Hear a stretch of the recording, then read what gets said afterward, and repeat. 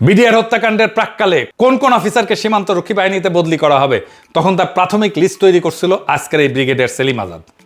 তার বানানো তালিকা অনুযায়ী জেনারেল মঈনুদ্দিন গং এদেরকে বিডিআরে বদলি করে। ফলে শহীদ কর্নেল মোহাম্মদ নকিবুর রহমান, শহীদ কর্নেল গুলজার উদ্দিন আহমেদ, শহীদ কর্নেল নাফিজ উদ্দিন আহমেদ, শহীদ কর্নেল মোহাম্মদ শওকত ইমাম সহ বেশ কিছু প্রতিভাবান সেনা অফিসার, ন্যাশনালিস্ট সেনা অফিসার কোনো কিছু বুঝে ওঠার আগে হঠাৎ করে বদলি হয়ে রাতারাতি বিডিআরে যোগ দিতে বাধ্য হয়েছিলেন। 23শে জুলাই 2024-এ খুনি হাসিনার সর্বোচ্চ সুযোগ সুবিধা উপভোগকারী এই সেনাপ্রধান আরো শক্ত বাণী বর্ষণ করে মাঠে নামানো সেনাবাহিনীর মারমুখ মনোবল বাড়ানোর চেষ্টা করেন। শোনেন তার প্রকাশিত এনটিভির খবরে লেখা হয়েছে, শেরপুরে তিনি বেশ দম্ভভরে বলছিলেন মূলত সমস্যাটা ছিল ঢাকায়, দেশের কিছু স্থানে বিচ্ছিন্ন ঘটনা ঘটেছে, আমরা অল্প সময়ে সব নিয়ন্ত্রণ করতে পেরেছি। ওই বুধবারে সেনাবাহিনী প্রধান গণপ্রতিরোধে বিধ্বস্ত নরসিংদী পরিদর্শন এবং জেলা কারাগার পর্যবেক্ষণ শেষে সশস্ত্র বাহিনী সহ বিভিন্ন বাহিনীর সদস্যদের উদ্দেশ্যে দেওয়া বক্তব্যে বলেন, পরিস্থিতির উন্নতি হয়েছে, যা সম্ভব হয়েছে তোমাদের অক্লান্ত পরিশ্রম, ডিসাইসিভনেস, বোল্ডনেস। তোমরা চমৎকারভাবে তোমাদের দায়িত্ব পালন করেছো।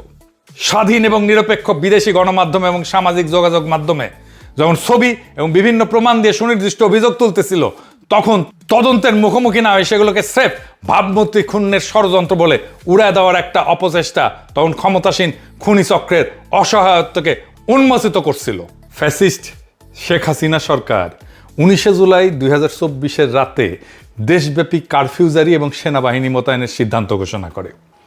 তবে সেনাবাহিনীর কার্যকর মোতায়েন শুরু হয় একদিন পরে 20শে জুলাই 2024 ভোর থেকে।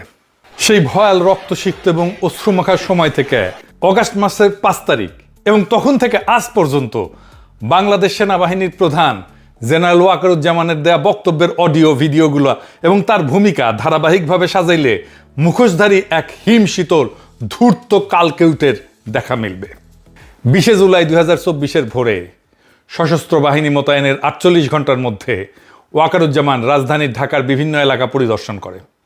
এরপর সংবাদকর্মীদের সামনে দাঁড়ায় তিনি গণবিক্ষোভ দমনে সশস্ত্র বাহিনীর সাফল্য তুলে ধরেন। 2024 সালের 22শে জুলাই দেওয়া সেই বক্তব্যে তিনি তৎকালীন প্রধানমন্ত্রী অর্থাৎ জ্যাঠশালী বা স্ত্রীর বড় বোন খুনি হাসিনাকে মাঠ পরিস্থিতির উন্নতি ঘটতে শুরু হয়েছে বলে আশ্বস্ত করছিলেন। সেই দিনের কথায় তার গণবিরোধী মনোভাব স্পষ্টভাবে ফুটে উঠছিল। বিক্ষোভ দমনে 2-1 দিনের মধ্যেই সফল হবেন বলে আশাবাদ ব্যক্ত করছিলেন। গণপ্রতিরোধকে ধ্বংসযজ্ঞ এবং নির্বিচারে গুলি করে প্রতিবাদী দেশবাসীকে খুনের সে অভিযানকে নৈতিক সমর্থন দিয়ে উচ্চারিত বাক্যটি ছিল এইরকম, তারা সেনাবাহিনী সঠিক দিকে আগাচ্ছে। খুনে বাহিনীগুলোর পক্ষে দেওয়া তার সেই কুখ্যাত বক্তব্যে জেনারেল ওয়াকার বলছিলেন, আমরা যদি একসঙ্গে কাজ করি তাহলে পরিস্থিতির আরো উন্নতি ঘটাতে পারবো। কারো অভিযোগ বা ক্ষোভ থাকতেই পারে, কিন্তু সরকারি সম্পদ ধ্বংস করে কি লাভ? বিষয়টা বোধগম্য নয়। এসব সম্পদ কোনো ব্যক্তির নয়, এগুলো জনগণের, এবং শেষ পর্যন্ত আমরাই এর ভুক্তভোগী। এভাবে ধ্বংসযজ্ঞ চালায় কি অর্জন হবে আমি জানি না। আমি মনে করি 2-1 দিনের মধ্যেই এটা সম্ভব হবে। আমি নিশ্চিত আমরা সঠিক দিকেই আগাইতেছি। 23শে জুলাই 2024-এ খুনি হাসিনার সর্বোচ্চ সুযোগ সুবিধা উপভোগকারী এই সেনাপ্রধান আরো শক্ত বাণী বর্ষণ করে মাঠে নামানো সেনাবাহিনীর মারমুখ মনোবল বাড়ানোর চেষ্টা করেন। তখন দেশে অরাজক পরিস্থিতির সৃষ্টি হয়েছিল, জানমালের ক্ষয়ক্ষতি হয়েছে, দেশের জনগণের অনেক সম্পত্তি ধ্বংস হয়েছে। জনগণের জানমাল রক্ষা এবং নিরাপত্তা দেওয়ার জন্য সেনাবাহিনীর নিয়োগ দেওয়া হয়েছে। আমাদের ডিপ্লয়ের 48 ঘন্টার মধ্যে মনে করি স্বাভাবিক পরিস্থিতি ফেরত এসেছে। শুনেছেন 24শে জুলাই বুধবার বেলা 11টার দিকে শেরপুর জেলা স্টেডিয়ামে স্থাপিত সেনা ক্যাম্প পরিদর্শন শেষে অফিসার এবং সৈনিকদের উদ্দেশ্যে বক্তব্য রাখার সময় নিজ সাফল্যে গর্বিত জেনারেল ওয়াকার বলেন, পরিস্থিতি নিয়ন্ত্রণে চলে এসেছে, হাইওয়েগুলো স্বাভাবিক হয়ে এসেছে, ঢাকার পরিস্থিতিও স্বাভাবিক হয়েছে। সেদিন প্রকাশিত এনটিভির খবরে লেখা হয়েছে, শেরপুরে তিনি বেশ দম্ভভরে বলছিলেন মূলত সমস্যাটা ছিল ঢাকায়, দেশের কিছু স্থানে বিচ্ছিন্ন ঘটনা ঘটেছে, আমরা অল্প সময়ে সব নিয়ন্ত্রণ করতে পেরেছি। ওই বুধবারে সেনাবাহিনী প্রধান গণপ্রতিরোধে বিধ্বস্ত নরসিংদী পরিদর্শন এবং জেলা কারাগার পর্যবেক্ষণ শেষে সশস্ত্র বাহিনী সহ বিভিন্ন বাহিনীর সদস্যদের উদ্দেশ্যে দেওয়া বক্তব্যে বলেন, পরিস্থিতির উন্নতি হয়েছে, যা সম্ভব হয়েছে তোমাদের অক্লান্ত পরিশ্রম, ডিসাইসিভনেস, বোল্ডনেস। তোমরা চমৎকারভাবে তোমাদের দায়িত্ব পালন করেছো। ফলশ্রুতিতে তোমরা ঐক্যবদ্ধভাবে সেনাবাহিনী, নৌবাহিনী, বিমান বাহিনী কাজ করেছে। পুলিশ, র্যাব, এপি ব্যাটালিয়ন, পুলিশের আনসার সবাই মিলে আমরা এই কাজটা করেছি এবং এই কাজটা আরও কিছুদিন জারি রাখতে হবে, পরিস্থিতি স্বাভাবিক না হওয়া পর্যন্ত। বক্তব্যটা তার মুখে আরেকবার শোনেন। সম্ভব হয়েছে তোমাদের অক্লান্ত পরিশ্রম এবং তোমাদের এই যে ডিসাইসিভনেস, বোল্ডনেস, তোমরা যে চমৎকারভাবে তোমাদের দায়িত্ব পালন করেছে, সেটার ফলশ্রুতিতে তবে মনে রাখতে হবে যে এটা শুধু সেনাবাহিনী নয়, এখানে নৌবাহিনী, বিমান বাহিনীও কাজ করেছে, পুলিশ, র্যাব, এপি ব্যাটালিয়ন, পুলিশের আনসার, সবাই মিলে আমরা এই কাজটা করেছি এবং এই কাজটা আরও কিছুদিন জারি রাখতে হবে। তাহলে আমার ধারণা যে আমরা সম্পূর্ণভাবে দেশের যে স্বাভাবিক পরিস্থিতি সেটা ফেরত আনতে পারবো। শুনেছেন, স্বদেশের জনগণের বিরুদ্ধে পরিচালিত সেই যুদ্ধ কিভাবে ক্রমবিকশিত হইতেছিল তা বোঝা দরকার। 20 জুলাই ভোরে সশস্ত্র বাহিনীকে মাঠে নামানোর পর থেকে শুরুতে কিছুদিন মূলত তাদের ছত্রছায়ায় police, BGB, arm police battalion, industrial police, Ansar, নানান আওয়ামী দলীয় সশস্ত্র গোষ্ঠী সহ বিভিন্ন বাহিনী সামরিক মানের অস্ত্র ব্যবহার করে বিক্ষুব্ধ জনতাকে হতাহত করতে থাকে। এতে দেশব্যাপী আন্দোলন বিস্তৃত হতে থাকে এবং পরিস্থিতি ক্রমশ উত্তপ্ত হয়ে ওঠে। বিভিন্ন বিভাগ, জেলা, উপজেলা শহরে বিক্ষোভ ছড়ায় পড়ে। বিস্তার লাভ করা সেই পটভূমিতে সেনাবাহিনী সরাসরি আন্দোলনকারী জনতার উপরে গুলি ছুটতে শুরু করে। মিলিটারি এভিয়েশন এবং বিমান বাহিনীর হেলিকপ্টারও মানুষ মারার অভিযানে যুক্ত হয়। সেনাবাহিনী পুলিশকে গোয়েন্দা তথ্য দিতে শুরু করে কোথায় কোথায় বিক্ষোভকারীরা আছে, সেই জায়গায় পুলিশ যে অভিযান চালায়, গুলি চালায়। শীর্ষ জেনারেলরা গভীর সলা পরামর্শ করে নানান ধরনের সামরিক যানবাহন রাস্তায় নামায় জনগণের ভীতি সৃষ্টির অপচেষ্টা চালায়। জাতিসংঘ শান্তি রক্ষা মিশনে ব্যবহৃত রণসম্ভারও এখানে ব্যবহৃত হয়।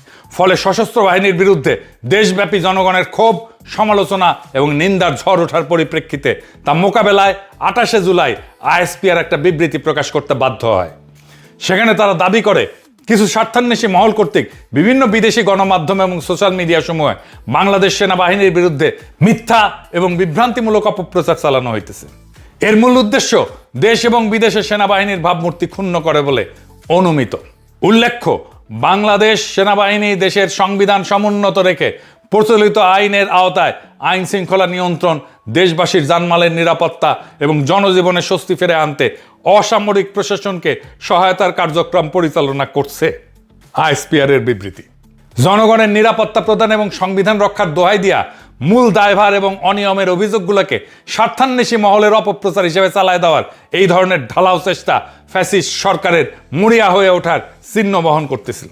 স্বাধীন এবং নিরপেক্ষ বিদেশি গণমাধ্যম এবং সামাজিক যোগাযোগ মাধ্যমে যখন ছবি এবং বিভিন্ন প্রমাণ দিয়ে সুনির্দিষ্ট অভিযোগ তুলতেছিল, তখন তদন্তের মুখোমুখি না হয়ে সেগুলোকে স্রেফ ভাবমূর্তি ক্ষুণ্ণের ষড়যন্ত্র বলে উড়ায় দেওয়ার একটা অপচেষ্টা তখন ক্ষমতাসীন খুনি চক্রের অসহায়ত্বকে উন্মোচিত করছিল।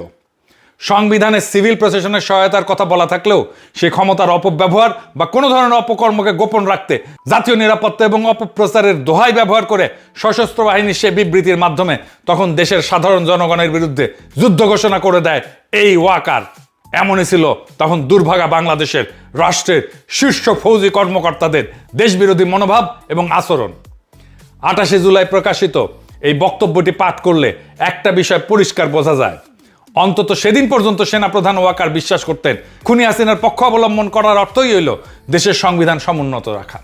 বাংলাদেশ রাষ্ট্র এবং তার নাগরিকদের অধিকার বিরোধী ভূমিকায় অংশ নেওয়া উচ্চপদস্থ সরকারি কর্মকর্তা কর্মচারীদের মনে একবারও এই প্রশ্ন আসেনি যে 2014, 2018, 2024 সালে অনুষ্ঠিত সব কয়টা জাতীয় সংসদ এবং স্থানীয় সরকারের নির্বাচনই ছিল জালিয়াতিতে পূর্ণ এবং ব্যাপকভাবে প্রশ্নবিদ্ধ। ফ্যাসিস্ট শাসক গোষ্ঠী জবরদস্তি, মহাকারচুপি এবং শতভাগ জুলুম করে জনগণকে পরিপূর্ণভাবে তাদের মৌলিক নাগরিক অধিকার থেকে বঞ্চিত করে রাখছিল। আর এই প্রক্রিয়ায় সহযোগী হইয়া সংশ্লিষ্ট সব কয়টা বাহিনী মূলত রাষ্ট্রদ্রোহিতার মতো ভয়াবহ অপরাধে জড়ায় পড়ছিল। ইনশাল্লাহ একদিন না একদিন মহান অলিয়া উলিয়ার সেজদায় পুষ্ট এই জমিনে এমন সকল নিপীড়ন এবং নির্যাতনের বিচার হবে। সদ্য সাবেক অন্তর্বর্তীকালীন সরকারের উপদেষ্টা ব্রিগেডিয়ার জেনারেল সাখাওয়াত হোসেন সম্প্রতি 5 আগস্ট চ্যানেল 24 এর মুক্ত বাক অনুষ্ঠানে একটা সাক্ষাৎকার দিয়েছিলেন। সেখানে তিনি জুলাই বিপ্লব চলাকালীন সেনাপ্রধান জেনারেল ওয়াকারুজ্জামানের বৈরী ভূমিকার বিষয়ে কিছু ইঙ্গিত দিচ্ছেন। একই সঙ্গে সেনাবাহিনীর তরুণ অফিসার বীর সৈনিকদের নাগরিক বান্ধব অবস্থানের বিষয়টাও তুলে ধরছেন। চলেন তার এই সমস্ত মন্তব্য শুনে নেওয়া যাক। শোনেন। 4 অগস্টে আমরা একটা ঝটিকা প্রেস কনফারেন্স করেছিলাম আমাদের রাওয়া ক্লাবে। ওখানে আমাদের বেশ কয়েকজন, বেশিরভাগই রিটায়ার্ড অফিসার ছিলেন। সেখানে আমাদের প্রাক্তন 2জন চিফ ছিলেন, একজন জেনারেল নুরুদ্দিন, ইকবাল করিম ভূঁইয়া। তো সেখানে আমরা কয়েকজন সেনাবাহিনীর প্রতি আহ্বান জানিয়েছিলাম যে, কারণ তার পরের দিন কিন্তু যেটা আমরা জানতে পেরেছিলাম যে সেনাবাহিনী উড গো ইন অ্যাকশন 5 তারিখে, এবং সেনাপ্রধানও কথাবার্তা বলেছেন, কিন্তু সেনাপ্রধান যেইভাবে তার কথা বলেছেন সেটা আমার কাছে মনে হলো যে he could not say what he wanted to say, এবং তার যে অফিসাররাও, জুনিয়র অফিসাররাও বলতে পারেনি হোয়াট দে ওয়ান্টেড টু। আমি বহুদিন থেকে, যখনই আমি হাসপাতালে কোনো কারণে গিয়েছি, ওখানে গিয়েছি, আমি সাধারণ সৈনিকদের যে মনের ভিতরে যা ছিল তা জানতাম। তারা দেওয়ার ফ্ল্যাবারগাস্টেড। আমাকে শুধু জিজ্ঞেস করতে হচ্ছে, স্যার আমরা জীবনে ভোট দিতে পারবো কি না? That was only question that. বলে, স্যার ওই 2008-এ ভোট দিয়েছে, তারপর তার কোনো ভোট দিতে পারিনি। গ্রামে গঞ্জেও যেখানে যেতাম সেখানে এক কথা। এবং এই সৈনিকদের ভিতরে একটা বিশাল ফ্রাস্ট্রেশন দেখলাম যে যেইভাবে দেশ চলছে, আফটারঅল তারাও তো এই দেশেরই সন্তান, ওরাই আমাকে বলতে পারতো। তো তারপরে যখন এই জুলাই আন্দোলন শুরু হলো, যেহেতু আমি মহাখালীতে থাকি, বেরোতে আসতে বেরোতে দেখা হচ্ছে সোলজারদের সাথে, ওরা 2-4টা কথা তো আমি বুঝে যেতাম যে স্যার কী হচ্ছে, স্যার আমরা কি করব, what should we do. Even 30 তারিখ 29 তারিখে যখন মহাখালীতে কিছু কিলিং হচ্ছিল, তখন ফিউ সোলজার্স, যার সাথে আমাদের ওই মহাখালীর মোড়ে দেখা, সেখানে আমাকে তো চেনে সবাই, সেখানেও ওই ওদের একই কথা, স্যার আমরা কী করবো, স্যার আমাদের তো হুকুম পালন করতে হবে।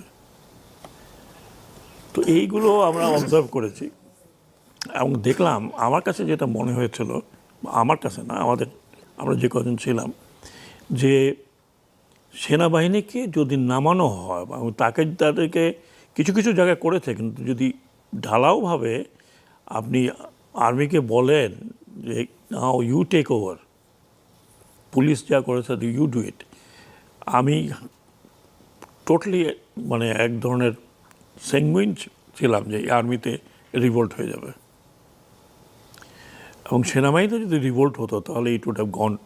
শুনেছেন, বাস্তবে কিন্তু তাই ঘটছে।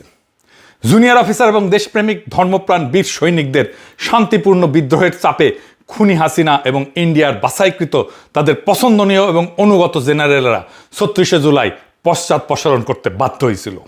তাছাড়া 5ই আগস্টের জুলাই বিপ্লব বা 2024-এর গণ অভ্যুত্থান প্রাথমিকভাবে সাফল্য অর্জন করতে আরও কিছুদিন বিলম্ব ঘটত এবং অনেক বেশি প্রাণ বিসর্জন দিতে হতো। কিন্তু দুর্ভাগ্যজনকভাবে জুলাই বিপ্লব চূড়ান্তভাবে এখনও সফল না হওয়ার প্রধান কারণ হচ্ছে ইন্ডিয়ার এজেন্ট এবং ফ্যাসিস্ট হাসিনার 5টা জেনারেলগুলা ওয়াকারুজ্জামানের নেতৃত্বে এখনও বহাল তবিয়েতে সশস্ত্র বাহিনীকে পরিচালনা এবং নিয়ন্ত্রণ করতেছে, কমান্ড করতেছে। এই গ্রুপটাই খুনি হাসিনার পতনের পর মুহূর্ত থেকে নয়া রাজনৈতিক বন্দোবস্তে ফ্যাসিস্ট আওয়ামী লীগকে অন্তর্ভুক্ত করতে সচেষ্ট ছিল এবং এখনও তারা খুবই সক্রিয় এবং তৎপর আছে। আর পেছন থেকে এদেরকে সর্বাত্মক সহযোগিতা করতেছে ইন্ডিয়ার সরকার, তাদের নিরাপত্তা গোয়েন্দা সংস্থাসমূহ এবং হিন্দুত্ববাদী ক্ষমতাসীন বিজেপি দল সহ সে দেশের প্রায় সব কয়টা পলিটিক্যাল পার্টি। এইবার আসেন ওয়াকারুজ্জামানের 2 ছায়াসঙ্গী 2 জেনারেলের অপকর্মের ফিরিস্তি আপনাদের শোনাই। Brigadier general Selim Azad 34 BMA এবং শামস মামুন 35 বিএমএ লং কোর্সের অফিসার। এই 2 জন একদম জুনিয়র অবস্থাতেই 2003 সাল থেকে জেনারেল ওয়াকারের স্নেহভাজন, বিশ্বস্ত এবং সুখের মণি। সিলেট সেনানিবাসের প্রশিক্ষণ এবং সেন্টারে কর্মরত অবস্থায় এই 3 জনের মধ্যে একটা বোঝাপড়া গড়ে ওঠে। অবাক হওয়ার বিষয় হলো 2007 থেকে 2012 এই সময় এই দুইজনেই সেলিম আজাদ এবং শামস মামুন 1/11 অবৈধ সামরিক হস্তক্ষেপ পরবর্তী সময় সেনা হেডকোয়ার্টারের সামরিক সচিবের শাখায় পদাতিক বাহিনীর অফিসারদের নথিপত্র সংরক্ষণ, আওয়ামী অফিসারদের পুরস্কৃত করা এবং আওয়ামী লীগ না এরকম অফিসারদের অপেক্ষাকৃত খারাপ পোস্টিং এর বিষয়টা নিশ্চিত করতো। এই বিষয়টা আমরা পরে আসবো। এটার সাথে বিডিআর হত্যাকাণ্ডের সংশ্লিষ্টতা আছে, এরাও যুক্ত এটার সাথে। এই শাখায় তখন তারা সরাসরি তৎকালীন সামরিক সচিব মেজর জেনারেল রেজানুর রহমান খানের জুনিয়র সহকর্মী হিসেবে কাজ করত। রেজানুর রহমানকে 2009 সালের সংগঠিত পিলখানা হত্যাকাণ্ডে র্যাবের তৎকালীন অতিরিক্ত মহাপরিচালক, পরবর্তীতে মেজর জেনারেল এই রেজানুর রহমানের বিরুদ্ধে দায়িত্ব পালনে অবহেলা এবং বিদ্রোহ রুখতে আসা সশস্ত্র বাহিনীর সদস্যদের পিলখানায় প্রবেশে বাধা দেওয়ার অভিযোগ আছে। পুনর্তদন্ত কমিশনের প্রতিবেদন অনুযায়ী সে নিজস্ব দায়িত্ব অবহেলা করে যমুনাতে সময় ক্ষেপণ করে এবং অগ্রগামী দলকে পিলখানায় প্রবেশ করতে এবং গুলি চালাতে বাধা দেয়। কুখ্যাত পলাতক আওয়ামী নেতা বাহাউদ্দিন নাসিমের জ্ঞাতি ভাই এই মেজর জেনারেল রেজানুর, এই রেজানুরের মাধ্যমে শুরু হয় সেনাবাহিনীতে আওয়ামী অনুসারী অফিসারদের চিহ্নিতকরণ এবং তাদের পদোন্নতি, গুরুত্বপূর্ণ দায়িত্বে বসানোর প্রথম দফার কাজটা। আজকের এই ব্রিগেডিয়ার জেনারেল সেলিম আজাদ এবং শামস মোহাম্মদ মামুনের হাত দিয়াই এই কাজগুলো করত এই রেজানুর রহমান। ওয়াকারুজ্জামান যখন সামরিক বাহিনীর সচিবের গুরুত্বপূর্ণ পদটা পায় 2013 থেকে 2016 সাল, তখন তিনি 2014 জাতীয় সংসদ নির্বাচনের ঠিক আগের মুহূর্তে তার বিশ্বস্ত এই দুই অফিসারকে বদলি করে পুনরায় সামরিক সচিবের শাখায় নিয়ে আসে। সেই নির্বাচন কারচুপি কইরা আওয়ামী লীগকে জিতায় আনার জন্য পছন্দের বাছাইকৃত অফিসারদের নির্দিষ্ট এলাকায় পোস্টিং দেওয়ার চূড়ান্ত কাজগুলো সম্পাদন করে সেনাবাহিনীতে ব্যাপকভাবে সমালোচিত এবং নিন্দিত হয় ব্রিগেডিয়ার জেনারেল সেলিম আজাদ এবং শামস মোহাম্মদ মামুন। এইবারে আসেন বিডিআর হত্যাকাণ্ডে তাদের ভূমিকা। বিডিআর হত্যাকাণ্ডের প্রাক্কালে কোন কোন অফিসারকে সীমান্তরক্ষী বাহিনীতে বদলি করা হবে তখন তার প্রাথমিক লিস্ট তৈরি করছিল আজকের এই ব্রিগেডিয়ার সেলিম আজাদ। তার বানানো তালিকা অনুযায়ী জেনারেল মঈনুদ্দিন গং এদেরকে বিডিআরে বদলি করে। ফলে শহীদ কর্নেল মোহাম্মদ নকিবুর রহমান, শহীদ কর্নেল গুলজার উদ্দিন আহমেদ, শহীদ কর্নেল নাফিজ উদ্দিন আহমেদ, শহীদ কর্নেল মোহাম্মদ শওকত ইমাম সহ বেশ কিছু প্রতিভাবান সেনা অফিসার, ন্যাশনালিস্ট সেনা অফিসার কোনো কিছু বুঝে ওঠার আগে হঠাৎ করে বদলি হয়ে রাতারাতি বিডিআরে যোগ দিতে বাধ্য হয়েছিলেন এবং এর চূড়ান্ত পরিণতিতে তারা শহীদ হন। এই ক্ষেত্রে আওয়ামী লীগ এবং ইন্ডিয়ার যোগসাজশে এদের তালিকা করা হয়েছিল, বিডিআরে বদলি করা হয়েছিল এবং দ্রুত এখানে যোগদান করে হত্যার প্রাথমিক কাজটা শুরু করা হয়েছিল এই তৎকালীন সামরিক সচিবের অফিস থেকেই। আর এর সূচনা করে শামস মামুন এবং সেলিম আজাদের পদাতিক ডেস্ক। এই অপকর্ম করার গাইডলাইন এরা পাইতো খুনি হাসিনার জ্ঞাতি ভাই বাহাউদ্দিন নাসিম এবং তার জ্ঞাতি ভাই জেনারেল রেজানুর খানের কাছ থেকে এবং পলাতক হাসিনার জ্ঞাতি বোনের স্বামী জেনারেল ওয়াকারের কাছ থেকে। বিডিআরে সংঘটিত এই বর্বর ঘটনায় সর্বমোট 74 জন নিহত হয় আপনারা জানেন। 2011 সালে মালয়েশিয়ান আর্মি থেকে উচ্চতর প্রশিক্ষণ শেষে ব্রিগেডিয়ার সেলিম আজাদ দেশে ফিরে আবার লজিস্টিক্সের এরিয়া কমান্ডার মেজর জেনারেল রেজানুরের স্টাফ হিসেবে যোগদান করে। ওই বছরই ফ্যাসিস্ট হাসিনার বিরুদ্ধে তথাকথিত বানোয়াট সামরিক অভ্যুত্থান প্রচেষ্টার সাথে জড়িত অভিযোগে বেশ কয়েকজন সিনিয়র অফিসারকে আটক, নির্যাতন এবং চাকরিচ্যুতির ঘটনার অন্যতম প্ল্যানার ছিল এই কুখ্যাত সেলিম আজাদ। এদের এই ধরনের আচরণের কারণে স্বাভাবিকভাবে প্রশ্ন ওঠে, তাহলে সেনাবাহিনীতে কর্মরত হয়ে কি কারণে এই দুই অফিসার তাদের সহকর্মীদের জীবন নাশ, ক্যারিয়ার ধ্বংসের খেলায় মেতেছিল? এর উত্তর লুকায় আছে এই দুইজনের পরিবারের রাজনৈতিক আদর্শ, মতবাদ এবং দৃষ্টিভঙ্গির ভেতরে। ব্রিগেডিয়ার জেনারেল শামসের বাবা AKM শামসুল আলম ছাত্র অবস্থায় চট্টগ্রাম বিশ্ববিদ্যালয়ের ছাত্রলীগের সভাপতি ছিল। মাহালেক খান 75-এ সোহরাওয়ার্দীর বডিগার্ড হত্যার পরে দেশে যে হাতে গোনা কয়েকটা ঝটিকা প্রতিবাদ মিছিল হয়েছিল, চট্টগ্রামের টিতে নেতৃত্ব দিছিল এই লোক, ওর বাপ। আর এই শামসের শ্বশুর ছিল সচিবালয়ে আওয়ামীপন্থী অফিসারদের অন্যতম নেতা, কুখ্যাত দুর্নীতিবাজ আমলা মহিউদ্দিন খান আলমগীরের সাথে মিলে সে 1996 সালে সচিবালয়ে জনতার মঞ্চ গড়ার একজন কারিগরের ভূমিকা অবতীর্ণ হয়েছিল। ব্রিগেডিয়ার শামসের বড় ভাই doctor Noman Dinajpur medical college ছাত্রলীগের প্রতিষ্ঠাতা সভাপতি। এর মানে হইতেছে এদের পুরা পরিবারটাই ফ্যাসিস্ট আওয়ামী কাল্টের অনুসারী। ব্রিগেডিয়ার জেনারেল সেলিম আজাদের বাবা ছিল বিমান বাহিনীর অফিসার। মুজিববাদী আদর্শের অনুসারী হিসেবে সর্বদা বিতর্কিত রাজনৈতিক বক্তব্য এবং বিদ্বেষমূলক আচরণের কারণে এয়ারফোর্স অফিসার্স অ্যাসোসিয়েশন তাকে 3বার সতর্ক করে। এতেও তার শৃঙ্খলা বিরোধী সামাজিক আচার ব্যবহারে কোনো পরিবর্তন না ঘটায় সংশ্লিষ্ট কর্তৃপক্ষ তার মেসে ঢোকা নিষিদ্ধ করে দিছিল। এই সব তথ্য থেকে এই ধারণা পরিষ্কার হয় তা হইতেছে খুব ছোটবেলা থেকেই আলোচ্য এই দুই অফিসার তাদের অভিভাবক, পরিবারের মতাদর্শ এবং মনস্তত্ত্বে বেড়ে উঠছে। গভীরভাবে আওয়ামী ভাবাদর্শের অনুসারী এই দুই অফিসার ফ্যাসিস্ট মুজিবকে হত্যার দায়ে সেনা প্রতিষ্ঠানের প্রতি বিদ্বেষ এবং ঘৃণার মানসিকতা নিয়ে বড় হয়েছে। প্রতিশোধের আকাঙ্ক্ষা নিয়ে তারা সেনাবাহিনীতে ঢুকছে যেন এই সেনাবাহিনীকে ধ্বংস করে ফেলা যায়। এরা সেনা ইউনিফর্ম পরছে, সর্বোচ্চ সম্মান এবং সুযোগ সুবিধা নিছে, কিন্তু এই প্রতিষ্ঠানের প্রতি তারা অনুগতও থাকেনি, এর প্রতি কৃতজ্ঞও থাকেনি। বরং একে ধ্বংস বা ক্ষতিগ্রস্ত করার জন্য ফ্যাসিবাদী শক্তি এবং স্বদেশের উন্নয়ন, সমৃদ্ধি, গণতন্ত্রের চিহ্নিত শত্রু ইন্ডিয়ার সহযোগী হিসেবে গোপনে কাজ করছে। তাদের প্রভুদের দেওয়া অপছন্দের তালিকাভুক্ত সকল কর্মকর্তার ক্যারিয়ারের প্রোগ্রেশন বাধাগ্রস্ত করছে। আওয়ামী মতাদর্শের প্রতি দুর্বল নয় তেমন কোনো পেশাদার অফিসারদের ঝাঁটায় বিদায় করছে সেনাবাহিনী থেকে। প্রয়োজন হলে গুম, খুন, নানা ষড়যন্ত্রের আশ্রয় নিছে, জীবন বিপন্ন করতেও দ্বিধা করেনি এবং তাদের চাকরি জীবনের পুরোটা মেয়াদকাল সময়ে দেশ রক্ষার শপথ ভঙ্গ করছে। মেজর জেনারেল এবং তারপর লেফটেন্যান্ট জেনারেল এবং সম্ভব হইলে সেনা প্রধান হওয়ার লালসায় এরা এখন উন্মত্ত হয়ে আছে। এমন সকল দুর্বৃত্তের প্রধান পৃষ্ঠপোষক, প্রিয় স্বজন এবং মূল অভিভাবক হচ্ছে খুনি শেখ হাসিনার ভগ্নিপতি, বর্তমান সেনাপ্রধান ছদ্মবেশী খুনি জেনারেল ওয়াকারুজ্জামান।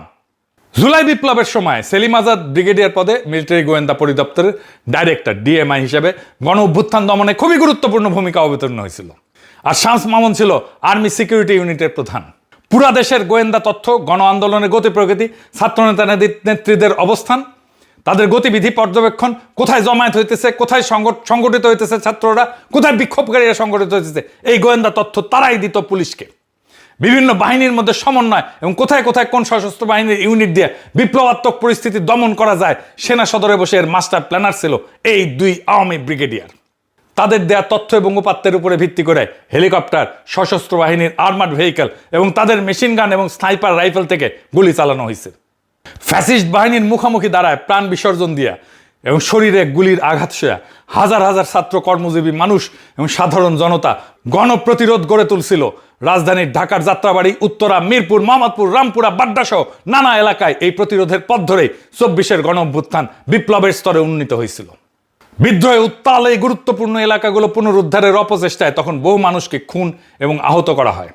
একইভাবে ফেনী, চট্টগ্রাম সহ দেশ জুড়ে ক্রমাগত হত্যাকাণ্ড এবং বিক্ষোভকারীদের উপরে আহত করার ঘটনা ঘটতে থাকে। তখন সেনা হেডকোয়ার্টারে বৈশা army, police, BGB, answer, Awami নামধারী সশস্ত্র বাহিনীগুলোকে পরিচালনা করার ক্ষেত্রে শেষ মুহূর্ত পর্যন্ত সক্রিয় ছিল কুখ্যাত এই দুই ব্রিগেডিয়ার ডিএমআই সেলিম আজাদ এবং ডিএমও শামস মামুন। তারা নানা ধরনের গোয়েন্দা তথ্য, কূটকৌশল এবং দিক নির্দেশনা দেয়া এই সমস্ত অভিযানে ভূমিকা রাখছে। এমন অজস্র গুরুতর অভিযোগ এবং প্রমাণ থাকার পরেও এদের বিরুদ্ধে আজ কোনো শৃঙ্খলামূলক ব্যবস্থা গ্রহণ করা হয়নি। উপরন্তু তারাই এখন পরিচালনা করতেছে বাংলাদেশের সেনাবাহিনীকে। সেনাপ্রধান ওয়াকার, ব্রিগেডিয়ার সেলিম, শামস, অবসরপ্রাপ্ত জেনারেল রেজা আনোয়ারের বাছাই করা কর্মরত জেনারেলদের আওয়ামী ইন্ডিয়ান চক্রের প্রত্যক্ষ পরিচালনায় খুনি হাসিনা সরকারকে শেষ পর্যন্ত টিকায় রাখার প্রাণান্তকর চেষ্টা করা হয়েছিল। শেষ পর্যন্ত রক্ষা করতে না পেরা এরা ফ্যাসিস্ট হাসিনা সহ তাদের পুরো পরিবারকে নিরাপদে পালানোর ব্যবস্থা করে দিছিল। বিমান বাহিনীর বিমানে করে ইন্ডিয়ায় পৌঁছে দিয়ে আসা হয়েছে। এই সব কাজ সুচারুরূপে সম্পন্ন করছিল সশস্ত্র বাহিনীর এই দেশদ্রোহী গ্রুপটা। বিপ্লবাত্মক ওই সময়ে ইন্ডিয়ার কাছে দেশের স্পর্শকাতর সবগুলো গোয়েন্দা তথ্য সরবরাহ এবং শত্রু দেশটার গোয়েন্দাদের সঙ্গে সার্বক্ষণিক সমন্বয়ে জড়িত ছিল সেলিম আজাদ এবং শামস মামুন। খুনি হাসিনার ইন্ডিয়ায় সেফ এক্সিটের দুইটা পৃথক এবং বিকল্প পরিকল্পনা এরাই তৈরি করছিল। 2024-এর 4 এবং 5 আগস্ট সেই প্ল্যানটা অনুমোদন এবং বাস্তবায়ন করছিল তৎকালীন সেনা নৌ বিমান বাহিনীর 3 প্রধান, যারা অভিন্ন ব্যাচের অফিসার এবং ঘনিষ্ঠ বন্ধু। তারপরে 5 আগস্টের পরে তারা কি করলো? হাসিনার পতনের পর বিভিন্ন ভয়াবহ অপরাধে অভিযুক্ত আওয়ামী মন্ত্রী, নেতা, সামরিক, বেসামরিক আমলা এবং ভয়ঙ্কর অপরাধী বিভিন্ন পর্যায়ের পুলিশ অফিসারদের সেনানিবাস সহ সশস্ত্র বাহিনীর নানা স্থাপনায় আশ্রয় দেওয়া এবং পরিস্থিতি কিছুটা শান্ত হইলে বিদেশে পালায় যাওয়ার নিরাপদ ব্যবস্থা এবং সকল আয়োজন করছিল সেনাপ্রধান ওয়াকারের নেতৃত্বে পরিচালিত এই চক্রটা, যারা এখনও খুবই সক্রিয়ভাবে ক্রিয়াশীল আছে। খুনি দুর্নীতিবাজ জেনারেল আকবর, মুজিব, হামিদ সহ যে সমস্ত অপরাধী জেনারেল ইন্ডিয়া পালায় গেছে, গোপনে তাদের দেশ ত্যাগের সমস্ত পরিকল্পনা এবং ব্যবস্থার মূল সমন্বয়ক ছিল সামরিক গোয়েন্দা পরিদপ্তরের পরিচালক এই ব্রিগেডিয়ার সেলিম আজাদ। এই চক্রটাই 2024-এর 6 আগস্ট অ্যাটর্নি জেনারেল নিয়োগ, 8 আগস্ট অন্তর্বর্তীকালীন সরকার গঠনের সময় তাদের অনুগত কতিপয় ব্যক্তিকে উপদেষ্টা বানায় দেয়। গোপনে তাদেরকে নানা অপকর্মে ব্যবহার করা এবং সরকারের প্রধান উপদেষ্টা প্রফেসর ইউনূসকে সার্বক্ষণিকভাবে নানা যন্ত্রণায় নিমজ্জিত কইরা অনুৎপাদনশীল অকাজে আটকে রাখাইছিল তাদের সার্বক্ষণিক তৎপরতা। এদের প্রধান লক্ষ্য এবং দাবি ছিল বিপ্লব পরবর্তী রাজনীতির নয়া বন্দোবস্তে ফ্যাসিস্ট আওয়ামী লীগকে যেন অন্তর্ভুক্ত করা হয়, তাদের জন্য জায়গা করে দিয়া বাংলাদেশের নিরাপত্তা পরিসরে ইন্ডিয়াকে হস্তক্ষেপ করার পুরনো সুযোগগুলা অবারিত যেন রাখা হয়। এই কারণেই ম্যাজিস্ট্রেসি ক্ষমতা নিয়ে সেনাবাহিনী যে অন্তর্বর্তী সরকারের সময় সাফল্য পায়নি তার প্রধান কারণ ছিল দেশবাসীর অভিপ্রায়ের বিরুদ্ধে আলোচ্য 2 ইন্ডিয়ান এজেন্ট সামরিক বাহিনীর গোয়েন্দা এবং নিরাপত্তা ইউনিট প্রধানের রেজিস্ট্যান্স বা প্রতিরোধ।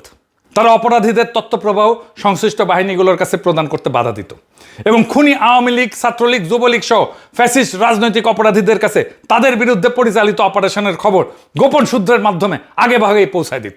প্রফেসর ইউনূসের যতগুলো তদন্ত সংস্কার কমিশনের কাজ ছিল, শীর্ষ জেনারেলদের এই গ্রুপটা নানাভাবে সেটা বাধাগ্রস্ত করছে।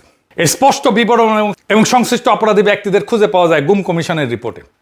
এই কমিশনের কাজ শুরু করার মুহূর্ত থেকে একে পদে পদে নানা বাধা বিপত্তির মাঝে গতিহীন করার অপচেষ্টা চালাইছে ওয়াকার এবং তার প্রিয় 2 ব্রিগেডিয়ার শামস এবং সেলিম। এরা সার্বক্ষণিকভাবে অপচেষ্টা চালাইছে যাতে সঠিক তথ্য প্রমাণাদি এবং সাক্ষী দেওয়ার মতো দেশপ্রেমিক সেনা সদস্যরা গুম কমিশনের নাগালে না যায়।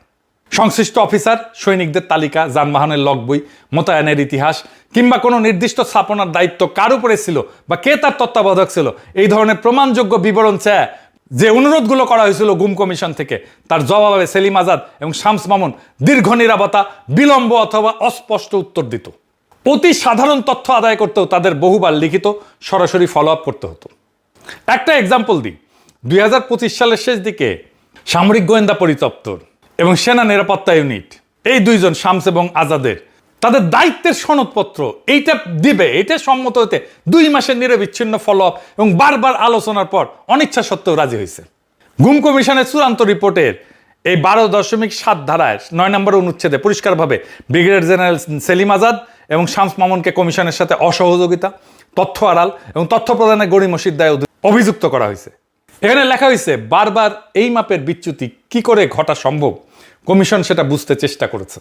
মিলিটারি ইন্টেলিজেন্সের কর্মকর্তাদের যার নেতৃত্বে ছিল BA 5274, যার নেতৃত্ব ছিল সেলিম আজাদ, এবং আর্মি সিকিউরিটি ইউনিটের কর্মকর্তা যার নেতৃত্ব ছিল শামস মোহাম্মদ মামুন, তাদের সঙ্গে কথা বলার সূত্রে ইঙ্গিত পাওয়া যায় যে প্রথম এবং দ্বিতীয় দফায় পালিয়ে যাওয়ার ঘটনা ঘটার পরেও এর পুনরাবৃত্তি ঠেকাতে কোনো কার্যকর পদক্ষেপ গ্রহণ না করায় তৃতীয় দফায় সেটা আবার ঘটেছে। আলোচনার সময় এই কর্মকর্তা আত্মপক্ষ সমর্থনের সুরে স্পষ্টতই দাবি করেন পালিয়ে যাওয়ার ঝুঁকি নিশ্চিত জানা সত্ত্বেও ঊর্ধ্বতন কর্মকর্তাদের উপরে নজরদারি করাটা তাদের দায়িত্বের মধ্যে পড়ে না। তারপরেও ফ্যাসিস্ট আওয়ামী লীগ এবং ইন্ডিয়া অনুরাগী গণতন্ত্রের শত্রু এই 2 মহা অপরাধী কিভাবে এখনো সেনাবাহিনীতে কর্মরত থাকে। এই ধরনের দুর্ভাগ্যজনক অবস্থা এবং পুরনো ব্যবস্থা যদি বহাল থাকে তাহলে খুনি হাসিনার আত্মীয় সেনাপ্রধান ওয়াকার তার পারিবারিক দোসরদের পদোন্নতি দেবে এবং সেনাবাহিনীতে গুরুত্বপূর্ণ উচ্চ পদে বসাবে এবং এটাই ঘটবে। এর মাধ্যমে সে বাংলাদেশকে আবারও 2024-এর আগের ফ্যাসিস্ট জামানায় ফিরে নেওয়ার অপচেষ্টা চালাবে। এর মধ্যে এরকম কিছু সিদ্ধান্ত এবং পদক্ষেপ নিয়ে ফেলছে আমরা দেখতে পাচ্ছি। বিগত মাসগুলোতে সেনাপ্রধান রাজধানীর আশেপাশের গুরুত্বপূর্ণ সেনানিবাস এবং সামরিক স্থাপনাসমূহে নিজের পছন্দের এবং সম মনোভাবাপন্ন অফিসারদের পদায়ন করছে। এর মধ্যে দিয়ে জেনারেল ওয়াকার নিজের ক্ষমতা বলয় এবং অবস্থানকে সংহত করে ফেলছে। আমাদের দীর্ঘ লড়াই, আত্মত্যাগ, রক্তপাতের পর যে অমূল্য বিজয় অর্জন করে আওয়ামী বাকশালী ফ্যাসিস্ট শাসনকে আমরা উৎখাত করছি, সেই বিজয়কে যদি সংহত আর অগ্রসর করতে হয় তাহলে সামরিক বাহিনীর ভিতরে শুদ্ধি অভিযান চালাইতে হবে। দিল্লি দাস এই 2 জেনারেলকে এবং জেনারেল ওয়াকারুজ্জামানকে সেনাবাহিনী থেকে অপসারণ নয়, এদের অপরাধের জন্য বিচারের কাঠগড়ায় দাঁড় করাইতে হবে। আমরা এটা করব, আজ হোক কাল হোক আমরা এটা করব।